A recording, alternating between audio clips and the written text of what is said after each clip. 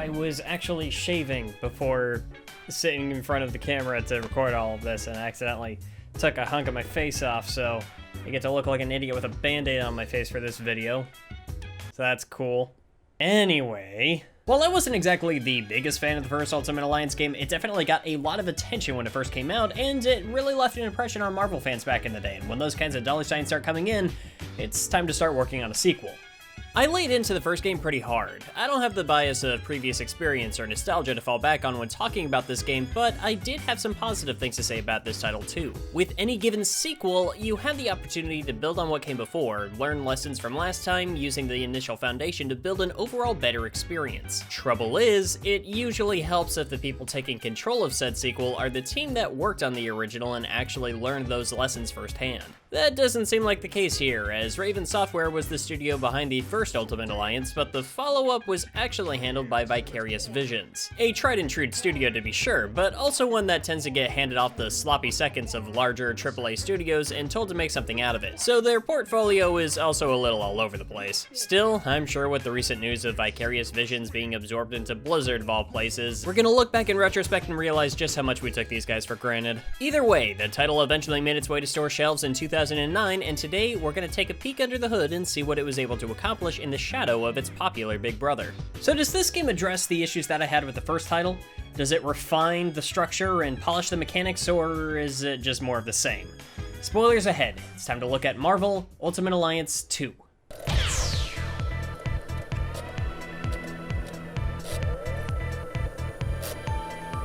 Like the first game, Ultimate Alliance 2 was released on a variety of consoles. A DLC character here or there were locked behind a paywall or specific ports. The thing got re-released on the 8th generation of consoles, people didn't like the ports, and they slipped off the digital stores and not to be heard from again. But for the sake of my sanity, we're gonna play it simple here and just play the 360 version like last time. I hardly think a specific character or something is gonna be a deal breaker for me. Now in terms of the game's setting, we can definitely see a deviation from the priorities of the first game and the second. Ultimate Alliance 1 was centered around a mostly original narrative. I mean, it's only so interesting for the first part, but the stakes sure did rise by the end, and the game took advantage of the opportunity to travel across a lot of different places in the Marvel universe and played with some neat ideas that were easy for fans to appreciate. The second game, on the other hand, was based heavily on a particular story from just a few years prior in the comics. Okay, it's actually based on two big event stories from the comics, but you would honestly have a pretty hard time telling that just from the box. This game was really pushing the emphasis on the events of Marvel's Civil War, which was still pretty fresh off the pages at the time, but even now is arguably one of the more well-known arcs in the Marvel mythos. It's a story we've seen toyed with a couple of times now, and I always considered it one of the more interesting concepts, where a group of young heroes get too big for their britches and try tackling a group of powerful villains for their reality TV show, only for the villain Nitro to cause an explosion taking out most of the team as well as a nearby school. Like, a full one. Yeah, that one didn't really set well with the public. So superhuman registration is put on the table. You have to register your name and abilities with the government and can only use your powers the way the almighty three-piece suits want you to. Some heroes think this idea is necessary. Others very reasonably feel a bit concerned that their ability to save the world would be mandated by a bunch of corrupt politicians. Civil War! Brother against brother, hero versus hero. Are you Team Iron Man or Team Captain America? Pro-registration, anti-registration? I mean, this is an interesting idea, and I think the comics and the game do a decent job of analyzing certain characters and what motivates them and why they chose one side over the other. Nobody really wants to be fighting each other, but they're in a bit of a jam and forced to make a pretty big and sudden choice right on the spot.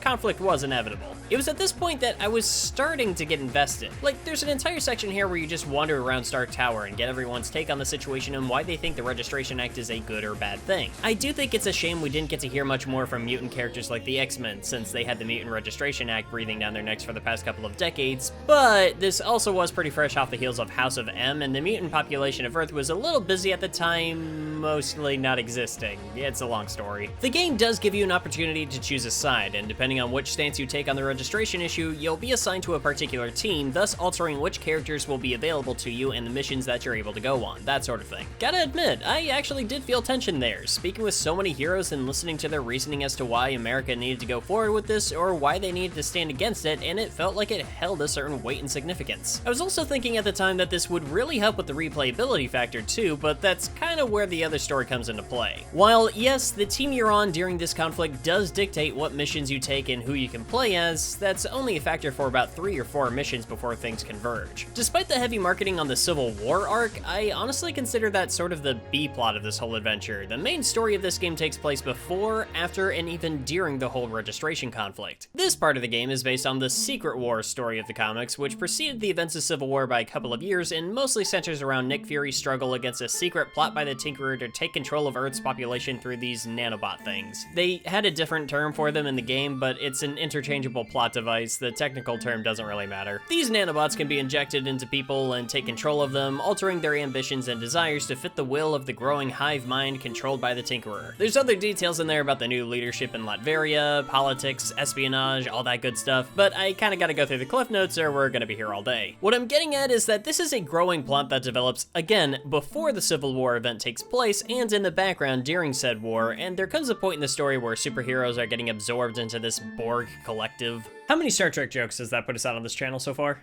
Everyone has to stop fighting each other, regroup, and fight off the hive, eventually finishing off the Tinkerer and spreading a virus that disables the nanobots and their control over the heroes. What this ends up doing is kind of making the whole Civil War conflict seem really unimportant in the end. The game tries to recreate a few of the key moments from the comics, but this whole concept really isn't given enough time to breathe or develop, and we miss out on some of the stuff from the events on print that left the biggest impact on these characters and that universe, like some of the big character deaths, or how about this shot right here? Like, come on, even the movie knew you had to get this one in there. While this concept did start with a pretty strong hook, it really took the wind out of my sails by saying, hey, you know that whole story you're getting really invested in right now? Yeah, that's over. It's time for our regularly scheduled high-tech zombie outbreak. Thing is, I really wasn't as invested in the Secret War story, and that narrative is what makes up the larger portion of this pie. Like, maybe with the political struggles towards the beginning, but a game like this really isn't structured to properly develop that kind of plot and get into the nitty-gritty details, and it just really doesn't work because the game is trying to cram together these two narratives that A, don't really mix all that well, especially when one story completely undermines the other, and B, it's an abridged version of both that never lets them explore what's interesting about either. Oh man, this is just the American Digimon movie all over again.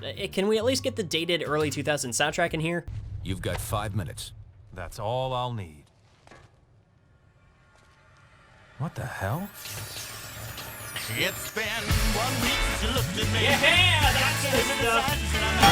And wow, we've been going this whole time just talking about the story, but there's a game in there somewhere too, right? Weirdly enough, and this is gonna sound strange after the last video, it's probably the best part of the package here. Yeah, I know, it's crazy, right? Once you actually add some dynamic to your character animations that help set the superheroes apart from one another and actually add some sound design and particle effects that give your attacks even the slightest feeling of impact, your game might just end up being a bit more fun. I mean, the appeal still only lasts for so long. There's a reason beat 'em ups are generally kept pretty short, but I had a way better time mashing my way through enemies in Ultimate Alliance 2 than I did in its predecessor. The combat system is still mostly the same, but like I said in the last video, it really only needed so much tweaking. Once the connection between attacks felt more satisfying, a lot of my issues were resolved, but they also went the extra mile to add the ability to execute team attacks. The first game had something of the sort, but it's a much better mechanic here. Early on in the game, I was swarmed with a huge wave of enemies, and I executed an attack where Iron Man blasted his repulsors at Cap, who, in turn, used his shields to reflect the energy all over the battlefield to clear out the area.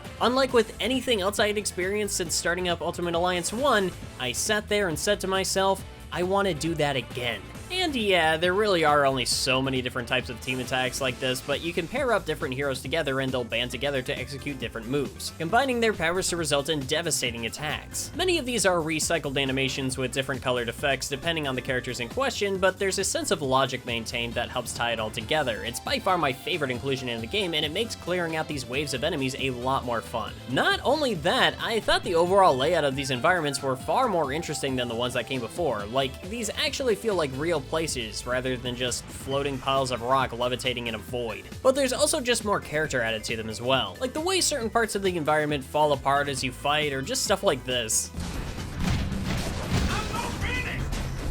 I don't know why, but I just couldn't help but think of Kojima when I saw that. So it sounds like this game was able to do it, right? Like it was able to surpass the original and offer the better experience out of the two? Man, I really wish it was that simple.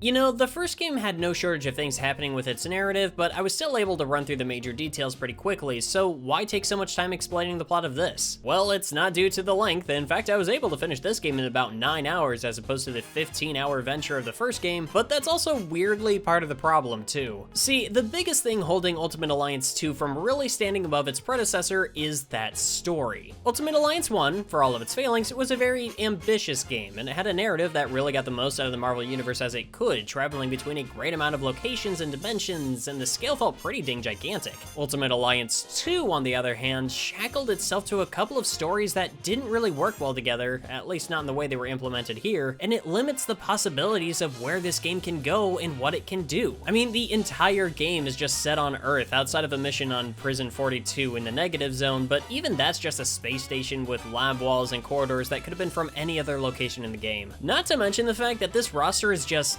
disappointing. Like, you got the characters to play well and feel different from one another, but now there's just so few of them. Like, I feel robbed by the fact that there's no Doctor Strange here. I'm pretty sure he didn't really get involved with the Civil War fight in the comics either, but that's exactly my point. This is not a story that complements a game like this. It only serves to hinder it and hold it back from being something more. What this game gained in its shorter runtime to alleviate the fatigue of the repetitive gameplay loop or the satisfaction found in its new mechanics, it lost so much in its convoluted and messy plot and its overall lack of variety. It's such a shame. For everything Ultimate Alliance 2 improves on the original, it loses something that the first game actually did well, resulting in an experience that I feel more or less the same about. I mean, like the first Ultimate Alliance, this is certainly a time capsule that represents that particular era of the comics very well, but that was also a very troubled time for Marvel Comics, and the image that this game gives us to look back on isn't that great of a view. If I had to choose a game that I respect more, and this might surprise a few of you, it would actually be the first game. I don't even really like Ultimate Alliance 1, but I do appreciate the creativity and ambition on offer there, whereas this game is mechanically and technically sound, but it's lacking heart. When it comes down to if I would recommend it or not, I suppose, but it's really not all that strong of a recommendation. The journey might not be as much of a slog this time around, but it certainly has less to show. It's a strange sensation looking back on these Ultimate Alliance games, because it feels like you have two very interesting but flawed sides to a coin that could be worth something if only the best parts of both sides could be brought together somehow. So I guess on that note, we only have one game left to look at, so I hope you'll join me next time as we close the book on this odd little trilogy with Marvel Ultimate Alliance 3. Until then, you can find me on Twitter, Twitch, Discord, whichever you prefer, links in the description, and of course, as always, spread the word, tell your friends, and until we see each other again, thank you so much for watching. See you next mission. Hey there everyone, and welcome to the end of the video. I am recording all of this on the same day that I'm trying to finish editing it all together. I got sidetracked with a couple of things. It's been a weird couple of weeks, and so, I was hoping that I would be able to release all of this on time. I will find out later today, won't I? I'm probably gonna be up late tonight just finishing up this this video. But thankfully, I had you guys here along with me to enjoy it. And of course, I definitely wouldn't be able to do all of this if it weren't for the people like you making it possible. With that said, I would like to go ahead and take a moment to thank my top tier patrons. This month, they are Patricia Marcoux, Christine Larkin, Nicholas Morgan, Wonton Photo, Earl Valco, Cirrus the Skeptic, and Jacob Riley. Thank you all so much. You do make it possible, and you make it worth it. With all of that said, thank you so much for watching. I have been Wayne. I gotta sit down and record footage of another giant action RPG, and I need more water. All right, peace.